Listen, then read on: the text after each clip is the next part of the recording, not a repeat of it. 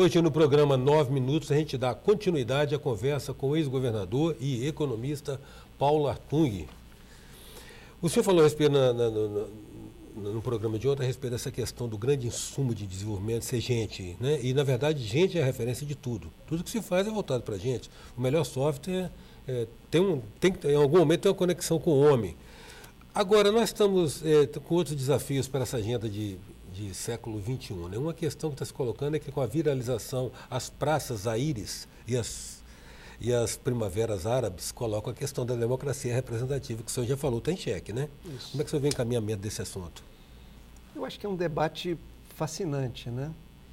Porque, quer dizer, o que motivou a invenção pelo homem da democracia, e no caso da democracia representativa, era a impossibilidade... Não cabia todo mundo na praça. A impossibilidade de todos decidirem sobre tudo a todo tempo. A população cresceu muito e aí precisava que um segmento grande entregasse uma procuração para alguém falar, votar, representar esse conjunto de pessoas, né?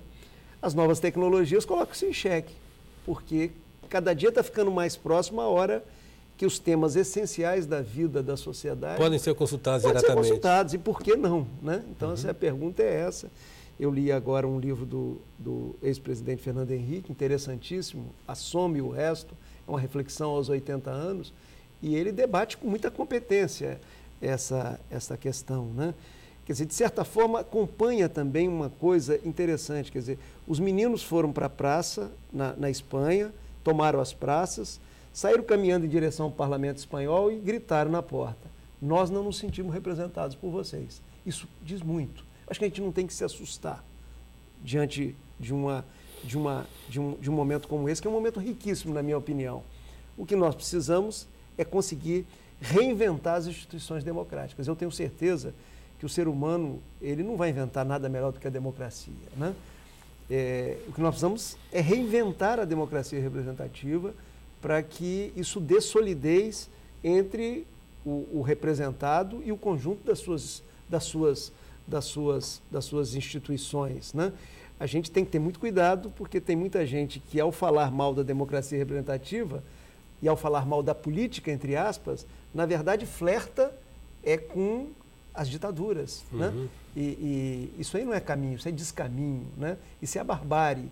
Nós não temos que desviar para um retrocesso, nós precisamos avançar. E as novas tecnologias, na minha opinião, vão permitir que esse debate flua e a gente se reinvente, mais uma vez, dentro da caminhada civilizatória, num processo de avanço, num processo de evolução, num processo de civilidade, que eu acho que é isso que nós precisamos. A questão talvez seja que nós estamos colocando uma premissa aí da democracia representativa, né? Hoje, da mesma maneira que o senhor está portando um relógio, mas o senhor está com o celular aí, não está? Estou. Está com o celular. Está carregando o relógio, então, como adereço, porque o seu celular informa as horas. O relógio, eu acho que diz a minha idade. A questão da democracia... Se eu fosse da geração agora, eu não estaria com relógio. Eu acho que alguém olha assim e fala assim, esse coroa... Então, pelo menos nesse aspecto ele é conservador. Pelo menos nesse aspecto é conservador. Mas é o costume, né? É o hábito. Então, olha bem, a questão da democracia representativa, a questão é que todo mundo conectado, e já teremos logo mais de um celular por habitante, isso. Instaura-se a possibilidade concreta da democracia participativa. Democracia direta. Direta. Você O Brasil, fazer consultas. O Brasil acha que a respeito da maioridade penal, né? A população pode opinar. A questão talvez seja como coordenar, operacionalizar esse processo, né? Claro. Verdade? Agora, eu acho que tem todo um debate a ser feito, não é uma questão simples. Sim, nem está colocada pronta, né? Nem está colocada pronta, verdade, é isso aí, não tem a receita de essa bolo. resposta vai ser construída. Eu acho que a gente vai construir, mas é fascinante que nós possamos aproximar de alguma forma um processo em que o cidadão ele seja consultado, o cidadão, o contribuinte, ele seja consultado das decisões principais do país, do Estado federado ou do seu município, da sua cidade. Agora, isso também não se aplicaria ao conceito do Estado, não? Aquele Estado que foi criado lá em 1789 e que vem também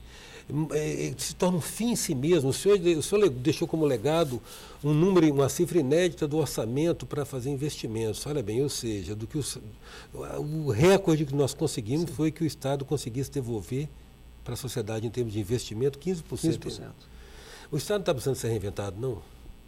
Eu entendo que, quer dizer, esse Estado foi feito por um tempo, né, essa máquina que não existe pública, mais. que não existe mais. mais. Eu já falei essa frase algumas vezes, quer dizer, a forma do Estado comprar e contratar é pré-histórica, né?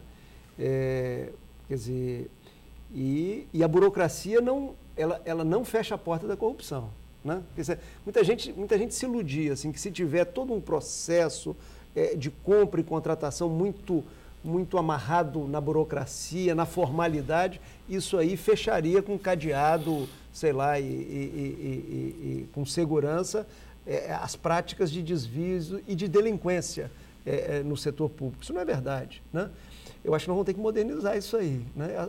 A vantagem é que cada dia mais está fácil ver o preço das coisas, Eustáquio. Assim, quanto custa uma mesa, né? Aqui para a televisão, quanto custa uma mesa para ser usado numa escola, né? Então, eu acho que também nesse campo tem caminho novo, né?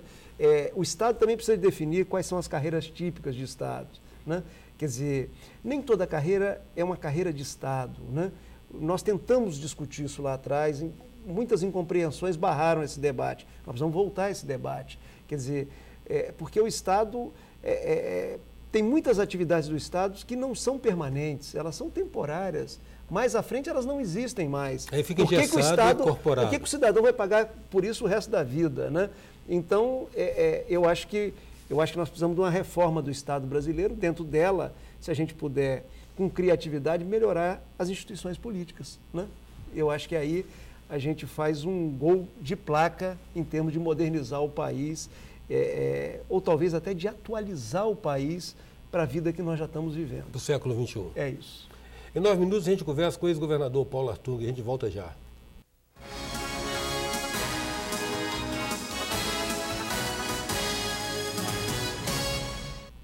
Voltamos com 9 minutos que traz hoje o economista e ex-governador Paulo Artung. Um estudo recente da Firjan, eu não sei se ela está baseada num outro instituto ou é um trabalho de pesquisa própria, constata que mais de 80% dos municípios brasileiros são apenas inviáveis. Eu li o estudo. Eu li o estudo, né? Isso tem a ver com aquela conversa nossa do bloco anterior a respeito da discussão do Estado enquanto ente público. Nós estamos discutindo a União, Estados, município, né? Como é que se houve essa questão do discurso da necessidade urgente de rediscutir o Pacto Federativo? Olha, quer dizer, na verdade, nós montamos um modelo no país muito centralizado, né? Assim, você pensa assim, um município de Pedro Canário, ou o município de Dores do Rio Preto, ou o município do interior de Minas, eles estão submetidos à mesma arquitetura legal na sua organização. Realidade diferente? Realidades completamente diferentes. Aí, assim, a pergunta é a seguinte, é assim no mundo? Não, né?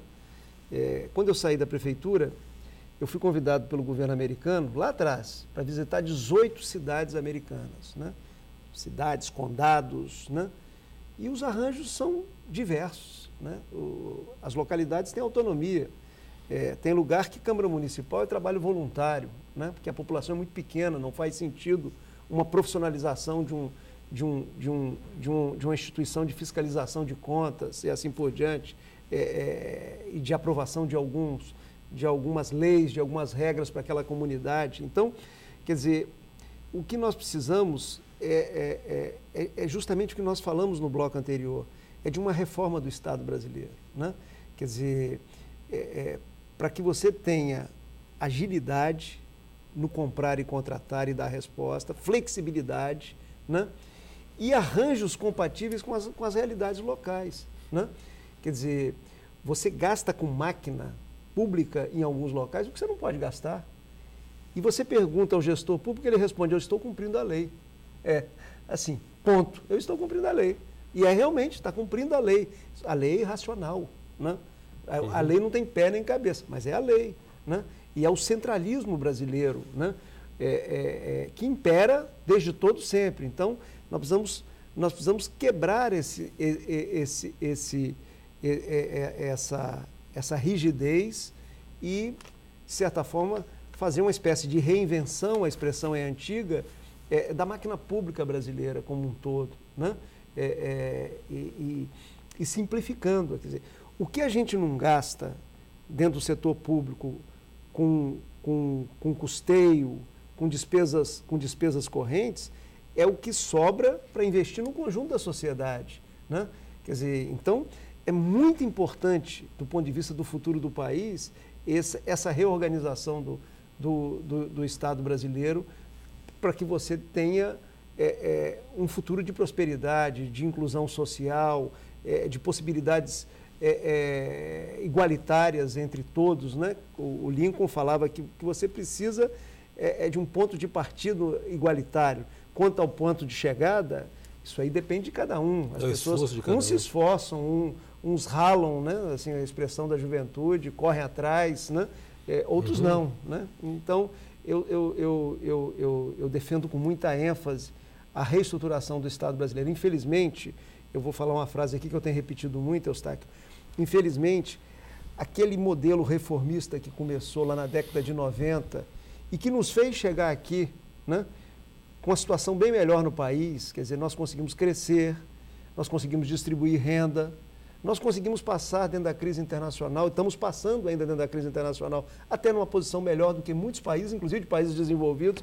Quer dizer, aquelas reformas que modernizaram o país, né, inclusive reforma do sistema bancário, do sistema financeiro, que nos permitiram avançar e viver dias melhores hoje, elas não têm sido inspiração para a gente continuar reformando o país, continuar modernizando o país. Quando você olha para o Congresso Nacional, evidentemente que eu quero ressaltar o esforço individual de muita gente lá, mas você tem um Congresso Nacional que não tem agenda, você tem um Poder Executivo que não lidera uma agenda para o país. Quer dizer, hoje nós tínhamos que ter uma agenda para o país, sabe? E o Poder Executivo mobilizando e motivando o país e o Congresso Nacional em torno dessa agenda, né? Muitas vezes a agenda que vai desagradar um grupinho aqui, um outro grupinho ali, mas que não vai pensar no pequeno, vai pensar no grande, né? O grande como nós pensamos. Quando as reformas foram feitas no país, elas permitiram que o país avançasse, inclusive pegasse essa onda agora de incorporação da China, comprando commodities do mundo, e que beneficiou o país, né? Quer dizer, nós estávamos bem arrumados para pegar esse vento a favor, né? Já teve vento a favor no mundo que nós sequer nos beneficiamos dele, né?